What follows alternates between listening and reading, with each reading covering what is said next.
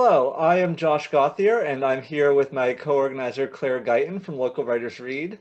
For those who aren't familiar, Local Writers Read is a literary arts reading series that we started, which features Maine authors working in poetry, fiction, and nonfiction from all over the state.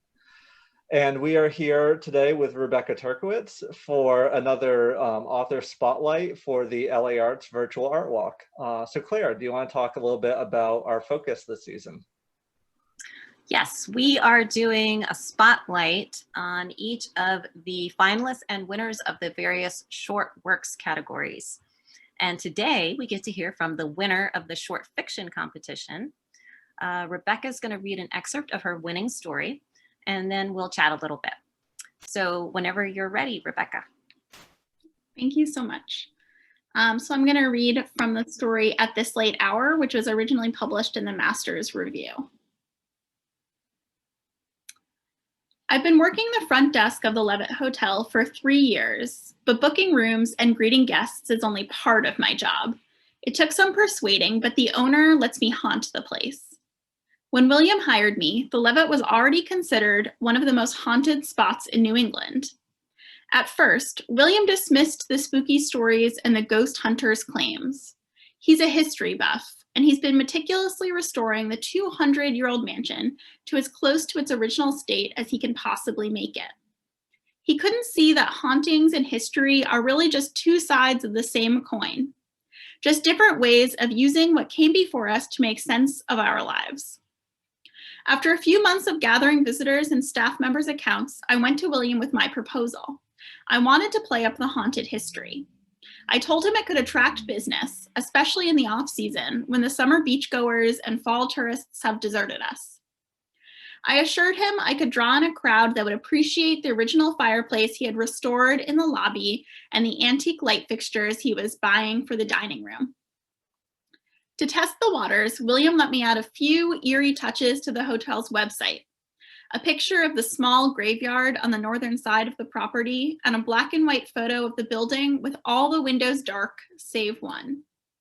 I left a few false reviews online, added some stories to ghost hunting websites, and dimmed the lobby lights in the evening. When business picked up and guests started asking about the Levitt family tree hanging on the lobby wall, William relented completely. Together, we installed new locks on the doors so I could present each guest with a heavy brass skeleton key. Once a month, I give a ghost tour of the property, pointing out the spot in the yard where no grass grows, the empty stone well hidden behind a stand of birch trees, the unlit coal room in the basement, and the study where Samuel Levitt supposedly died at his desk, still tallying the debts others owed him. I've learned that the best way to cultivate spookiness is to only hint at it, letting the stories stand for themselves while I express my doubts. I tell people on my tours that I'm only the reporter.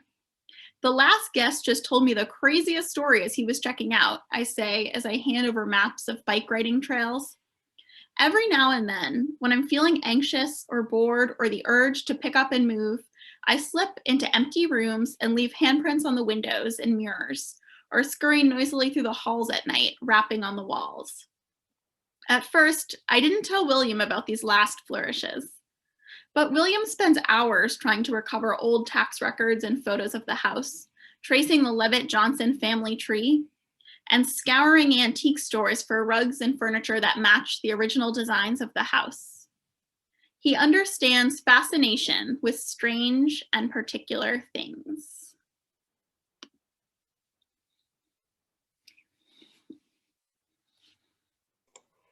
Thank you. I love that opening. It's such a cool premise for a story. So on that note, can you tell us a little bit about what inspired this, and just where did it all come from? So I actually got the idea years before I actually wrote it at the Mothman Festival in Point Pleasant, West Virginia, where there was a purportedly haunted hotel that the owners really liked to talk about how it was haunted. And I was just so fascinated with this idea. Wow.